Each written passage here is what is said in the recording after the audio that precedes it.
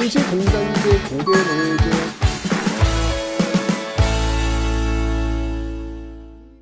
자연스럽게 이 시대를 살던 사람들한테는 이 문제를 해결하기 위한 그 노력들을 하겠지요. 자, 어떤 노력들인지 한번 지금부터 살펴보도록 하겠습니다. 바로 이런 노력들입니다. 외국 세력들이 지금 와가지고 지금 이 농간지를 펼치고 있으니까 외세를 반대한다. 반외세. 외세를 반대한다. 그 다음에 세금을 너무 많이 뜯어가고 있어. 탐관 오리들은 지금 너무너무 많아진 것 같아. 다시 이게 뭐 옛날 그 세조정치 때 그 부정부패를 보는 것 같아. 기존의 세력들, 양반, 중인, 상민, 천민이라고 하는 어떤 신분제도 속에서 움직이는 그 기득권 세력들에 대한 저항, 봉건적 질서, 그러니까 전 시대를 얘기하는 거예요. 그 앞 시대를 얘기하는 거예요. 앞 시대의 모습들, 주류 세력들을 반대한다. 그래서 반봉건. 네. 19세기에 이 시대의 과제는 바로 반외세, 반봉건이었다. 자연스럽게 나오죠, 여러분들. 예. 외세에 반대하고 봉건적 질서를 거부하는 이 모습들이 자연스럽게 지금 나오고 있는 거예요. 바로 이런 반외세와 반봉건이라고 하는 시대적 과제를 담고 있는 운동이 아까 제가 설명드렸잖아요. 위로부터의 개혁운동, 갑신정변 실패로 끝나니까 이제 남은 건 아래로부터의 개혁운동밖에 없다. 바로 이 동학농민운동이 그 아래로부터의 개혁운동이 되는 겁니다. 동학농민운동 1894년도에 벌어졌죠.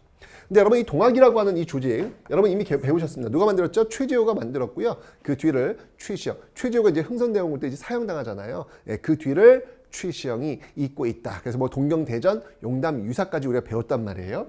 근데 이 동학이 굉장히 빠르게 확산이 되는데 그 비결 중에 하나가 뭐냐면 바로 이 포접제라는 거예요. 포접제. 이 포접제는 뭐냐면 이 교회 다니시는 분들은 아마 금방 아실 거예요. 왜 구역 예배 같은 거 할 때 이게 피라미드 조직으로 이 목사님을 중심으로 해가지고 이렇게 지역별로 이렇게 나누잖아요. 집사님들이 이렇게 담당을 하잖아요. 그럼 그 밑에 또 그 지역에 살고 있는 사람이 또 나눠지고 또 밑에 이렇게 피라미드 지역으로 이렇게 형태로 이렇게 조직되죠. 그 모습을 떠올리시면 돼요. 이게 바로 포접이라는 겁니다. 그래서 위치별로 뭐 남쪽에 있으면 남접, 북쪽에 있으면 북접, 뭐 이렇게 접, 그 접을 또 담당하고 있는 사람들을 접주, 이런 식으로 이제 해가지고 포접제가 있어가지고 위에서 뭐가 하나 딱 떨어지면 빠르게 아래쪽으로 확산이 되는 그런 모습들을 지금 보이고 있는 것이죠. 나중에 그래서 동학농민운동 2차 봉기 때 남접과 북접이 함께 손을 잡고 외세에 맞서 싸우는 그런 모습들이 또 나타나게 될 겁니다. 어쨌건 이 포접제가 이 동학이라고 하는 종교를 좀 빠르게 확산시키는데 큰 역할을 하고 있었다라는 거. 자, 그렇다면 이렇게 포접을 통해 가지고 교단 조직을 정비했던 동학농민운동 어떻게 시작되었을지 그 내용을 한번 좀 살펴보도록 하겠습니다. 자, 먼저 이 동학농민운동은요 1894년도에 전개됐습니다. 여러분들 연도 외울 필요 없어요. 저런 거 하나도 안 나옵니다, 시험에. 하지만 10년 전, 딱 10년 전이에요. 1884년도에 어떤 사건이 있었다? 갑신정변이 있었다. 정확히 10년 뒤에 동학농민운동이 있더라라는 건데, 이 동학농민운동의 출발은 어디서 시작이 되냐면요, 이 교조 신원 운동에서부터 출발이 됩니다. 이게 무슨 말이냐고요? 어렵지 않아요? 교조라고 하는 것은 여러분들 교주를 떠올리세요. 동학의 교주는 누구였습니까? 누가 출발했죠? 최재우. 근데 최재우가 흥선대원군 집권기에 사형당하잖아요. 왜 사형되었을까? 혹세무민한다고. 그러니까 이 사람들을 이렇게 혹하게 만든다. 이런 종교, 나쁜 종교를 통해 가지고 이러면서 결국은 이제 사용을 시킨 거잖아요. 그러면 결국 동학을 믿는 사람들은 뭐야? 정부에서 인정하지 않은 사람들을 혹하는 그런 종교를 내가 믿고 있는 거야? 뭔가 좀 이상하잖아. 그래서 이들이 제일 먼저 한 건 뭐냐면 바로 그렇게 억울하게 죽은 교주 최재우의 명예를 복권시켜주는 작업을 먼저 시작합니다. 이게 바로 교조 신원 운동이라는 거예요. 그래서 뭐 이제 한양이나 뭐 이런 데 올라와 가지고 엎드려서 상소를 올리는 것이죠. 복합 상소라고 합니다. 이게 상소를 올리는 이런 모습들을 통해 가지고 교조 신원 운동을 전개를 해요. 자, 그런데 여기서 이제 휘발유를 붓는 이 불이 지금 잔잔하게 올라오고 있는데 여기 휘발유를 뿌려놓은 사건이 하나 벌어집니다. 어디서? 바로 고부에서. 자, 전라도 고부입니다. 이 고부에 그 군수가 누구였냐면 조병갑이라는 인물이 있었어요. 이 조병갑이라는 인물이 있었는데 정말 이 당시 그 전형적인 19세기 탐악한 이 탐관오리의 전형적인 모습이에요. 저수지가 있단 말이야. 저수지를 쓰면 농민들은 세금을 내야 돼요. 보세를 내야 되는데 이 탐관오리 조병갑이 자기가 좀 더 많은 세금을 착취하기 위해서 분명히 저수지가 있음에도 불구하고 그 옆에다가 저수지를 또 만들어. 뭐야, 뭐 하는 짓이야 이게. 그 이름이 바로 만석보라는 겁니다. 만석보. 그러면 이 보 누가 만들어? 농민들이 만들 누가 만들겠어? 그래서 완성했어? 그럼 누가 세금을 내야 돼? 이거 만든 농민들이 세금 내는 거예요. 미친 짓이지 이게. 내가 지금 나농사하기도 힘든데 여기 끌려나가가지고 그냥 열심히 그냥 저수지 만들어주면 그 다음에 내가 세금을 내야 되는 거야? 뭐야 이게, 뭐 하는 거야 이게. 이런 일이 벌어진 거라서 여기서 이제 들고 일어나게 되는 것이죠. 그 대표적인 인물이 누굽니까? 여기에 드디어 우리의 녹두 장군 전봉준 장군께서 등장을 하시게 되는 겁니다. 자, 이러면서 조병갑은 주랭랑을 쳤죠. 정말 부끄러운 줄 알아야지 정말. 예. 자, 이렇게 되는 과정 속에서 정부에서 아이고 뭔가 좀 문제가 있었구나 들어볼게 라고 해가지고 안핵사 이용태를 보냅니다. 이용태를 보냈는데 이게 백성들의 이야기를 들어주는 게 아니라 1차 고부봉기 때 이걸 주도했던 농민들을 잡아들이는 일을 하고 있는 거예요. 뭐 하는 거야 이게. 그래서 다시 농민들이 들고 일어납니다. 이게 바로 백산에서 봉기가 시작되었다라고 해서 백산봉기라고 합니다.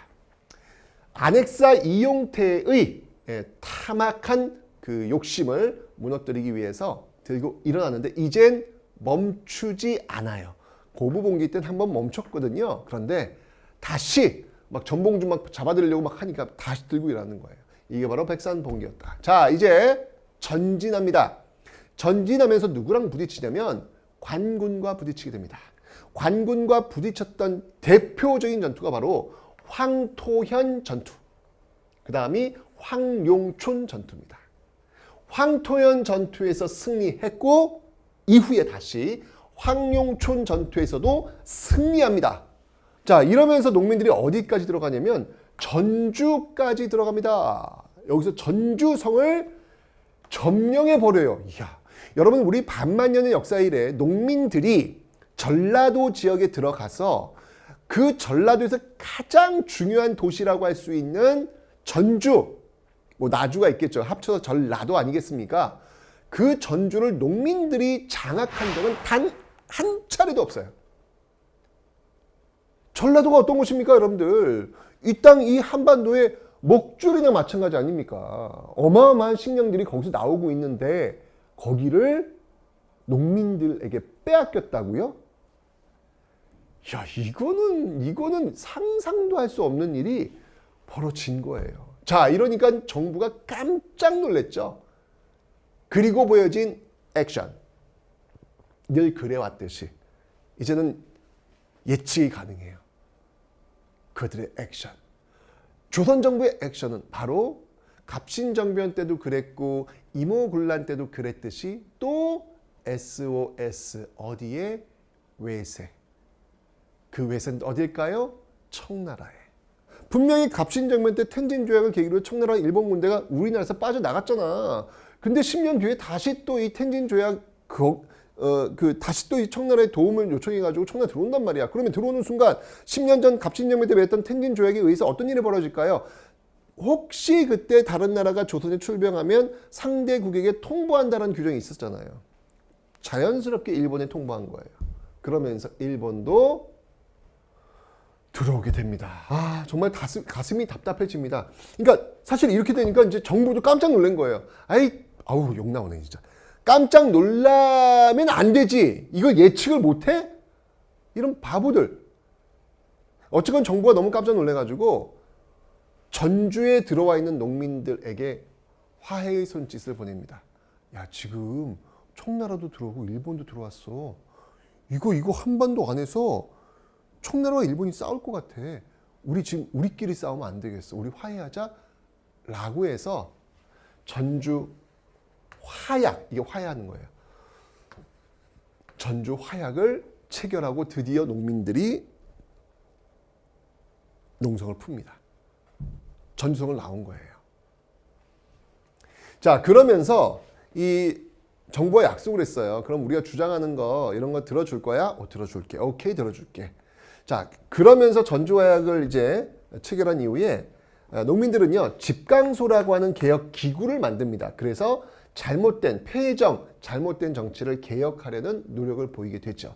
자, 여러분들 집강소 기억해 놓으셔야 합니다. 집강소. 80년대 개화 정책을 이끌고 있었던 기구는 통리기무아문, 90년대 동학농민운동을 이끌고 있었던 개혁 기구는 집강소. 오케이? 자, 이 집강소 이 폐정 개혁한 내용을 보면요, 그 앞에 갑신정변 때에서 주장했던 내용들도 담고 있어요. 대표 중에 바로 신분제 폐지. 제가 분명히 얘기했습니다. 이 시대의 과제는 무엇일까? 이 시대의 과제는 바로 신분제의 폐지라는 거. 10년 전 갑신정변 그 소수 엘리트, 정말 그 2030 세대라고 제가 설명드렸지 않습니까? 그 청춘들이 들고 일어나면서 세상을 바뀌어야 된다, 신분제를 폐지해야 된다라고 주장했는데 그게 지금도 여전히 유효한 거죠. 물론 이 갑신정변도 동학농민도 주장이에요, 주장. 하지만 그게 바로 시대의 과제라는 것이죠. 몇천 년간 내려왔던 그 신분제를 폐지하자라고 하는 것, 이건 정말 너무나도 중요한 시대의 과제가 되고 있더라라는 겁니다. 그래서 신분제 폐지 주장하고요. 그 다음에 이건 농민들입니다. 농민들이니까 농민들의 꿈은 뭐예요? 자기 땅 갖는 거예요. 토지 균분, 토지 달라! 라고 얘기하는 것이죠. 갑신정변에선 보이지 않았던 내용들. 왜? 갑신정변 때 그 엘리트들은 지주의 아들들이기 때문에 거기까지는 가지 못했던 거예요. 하지만 동학농민 같은 경우에는요, 우리 농민들은 땅을 원한다, 토지 균분을 주장하고 나왔던 것입니다. 이게 폐정개혁안의 가장 대표적인 내용들. 또 하나 이제 본다면 과부들의 재가를 허용하라, 허용하라. 왜? 과부들의 재가, 여러분들 제가 말씀드렸잖아요. 조선 성종 때부터 이 과부의 재가가 실질적으로 금지되어 있었다. 몇백 년 동안 내려온 거예요. 그게 이제 동학농민 운동 와가지고 과부들의 재가 허용해달라 라고 주장을 하게 되는 겁니다. 자, 어쨌건 이런 그 전주 화약 속에서 이 폐정개혁이 나오고 있는 것이죠. 그리고 정부에서는 이제 이 농민들의 어떤 그런 주장들을 또 반영을 해야 될 거 아니에요. 그래서 만든 기구가 바로 교정청이다라고 하는 거. 정치를 이제 원위치에 들러놓기 위해서 만든 그런 기구라고 볼 수 있겠죠. 교정청. 자, 개혁기구 지금 현재 2개 나왔습니다. 80년대 개항 직후에 만들어진 개혁기구, 개화기구, 통리기무함은, 그 다음에 동학농민 운동 과정 속에서 만들어진 개혁기구, 농민 측의 집강소, 정부 측의 교정청 배웠습니다. 그런데 여러분들, 이미 때는 늦었어요. 일본이 진짜 여러분들 무서운 나라예요. 분명히 10년 전 청과 한판 붙었습니다. 어디에서? 갑신정변 창덕궁에서. 물론 아주 소규모 병력이었지만 어쨌든 그때 이 일본은 주랭랑을 쳤죠. 도망을 쳤죠. 그때부터 일본은 칼을 갑니다. 언젠간 청나라의 목을 베리라고 하면서 칼을 갈았죠. 10년 동안. 1884년 갑신정변 일본의 실패 뒤에 10년 뒤 1894년 일본은 텐진 조약이 발효가 되면서 청나라로부터 군사 통보를 받고 바로, 사실은 이미 알고 있었죠. 준비 다 돼 있었어요. 바로 세팅 끝났어요. 바로 출동시킵니다. 자, 그런데 일본이요, 보세요. 지금 상륙한 지역을 보면, 그러니까 이게 지도가 이렇게 있으면 여기 지금 동학농민운동이 지금 충청도와 전라도를 기반으로 해서 벌어지고 있잖아요. 청나라 군대는 어디로 들어가냐면 이제 아산 쪽으로 들어와요. 이게 정상이겠지. 왜냐면 이쪽으로 들어와 줘야 이걸 진압을 하니까. 그런데 일본은 이쪽으로 안 들어온다? 어디로 들어오는지 아세요? 인천으로 들어와요. 인천으로. 그래서 서울 쪽으로 가. 뭐 하자는 거야 이게 지금? 아니 여기 지금 동학농민 운동은 지금 이 아래에서 전개되고 있는데 일본은 지금 진압을 하려면 일로 와야지. 왜 서울 쪽으로 오냐고요. 오면서 그들이 한 게 바로 이겁니다. 경복궁을 점령해버립니다. 자, 경복궁을 점령한 이유는 경복궁에 누가 살고 있어요? 네, 왕이 살고 있지 않습니까? 그러니까 왕을 사로잡은 거예요. 왕을 사로잡아가지고 왕을 통해서 거짓 문서를 확보하려고 합니다. 무슨 문서? 청나라가 우리를 괴롭히고 있으니까 일본이요 도와주세요. 이 문서가 필요했던 거예요. 그래야 청나라와 전쟁을 벌일 수 있는 명분을 갖게 되는 것이죠. 그 명분을 얻고자 동학농민운동이 지금 벌어지는 이 충청도 전라도 쪽이 아닌 서울 쪽으로 배를 들이밀었던 것입니다. 그러면서 경복궁을 점령해 버린 거예요. 자, 이제 고종을 사로잡았고 그 고종을 통해 가지고 청나라가 우리 괴롭혀요, 도와주세요 라고 하는 문서를 통해서 청나라와 전쟁을 펼치게 됩니다. 이 청일전쟁의 첫 번째 라운드는 바로 풍도해전이라고 합니다. 풍도해전. 자, 이 풍도가 어디냐? 놀랍게도 지금의 경기도 안산입니다. 안산 그 앞바다에 있는 섬이 바로 풍도입니다. 여기서 일본이 선전포고 없이 청나라 배를 때리면서부터 청일전쟁은 시작이 된 것이죠. 자, 이 지금 큰일 났습니다, 지금. 이러면서 이제 청일전쟁이 벌어지게 되었던 것이고, 일본은 이제 경복궁 점령해가지고 이 고종을 협박을 하면서 개혁을 강요하는데, 동시에 이루어진 개혁이 그게 바로 갑오 개혁이 되는 것입니다. 자, 요 흐름은 좀 나중에 다시 한번 설명을 드릴 텐데요. 자, 일단 이 일본이 지금 청일전쟁을 일으켰다라고 하면서 이 경복궁을 점령하면서 청일전쟁을 일으켰다 그랬잖아요. 이 소식을 농민들이 알게 된 거야. 농민들은 분명히 아까 그 천주 화약을 통해 가지고 지금 무장을 내려놓았단 말이죠. 그리고 개혁을 이제 패전 개혁을 단행하고 있었단 말이야. 그런데 경복궁이 점령됐다는 이야기를 들으니까 다시 농민들이 들고 일어납니다. 이게 바로 동학농민운동 2차 봉기가 되는 거예요. 아까 1차 봉기는 고부봉기, 백산봉기, 황토현, 황룡천, 전주, 전주화약 이렇게 연결됐잖아요. 다시 이제 2차 봉기가 전개됩니다. 근데 여러분 1차 봉기를 보면 알겠지만 이게 지금 관군과 주로 싸우는 모습들, 그러니까 반봉건적 질서가 좀 강한 면이 있다면 2차 봉기는요, 이 일본, 경복궁을 점령한 일본에 저항하는 그런 모습들이 좀 더 강하기 때문에 반외세적 성이 좀 더 강하다 볼 수 있겠어요. 그런데 이 2차 봉기는요, 1차 봉기 더욱더 규모가 커집니다. 왜? 아까 그 포접제 설명드렸잖아요. 남접과 북접이 함께 연합을 해가지고 바로 일본에 의해서 사로잡혀 있는 고종을 구하자! 고종은 여러분들, 이게 지금 조선이라는 나라는 왕조잖아요. 주권자는 백성이 아닙니다. 주권자는 왕입니다. 그러니까 왕을 찾는 것은 곧 나라를 찾는 것과 일맥상통할 수밖에 없거든요. 가자! 그래서 농민들이 모두 다 이 서울 쪽을 향해 가는데요.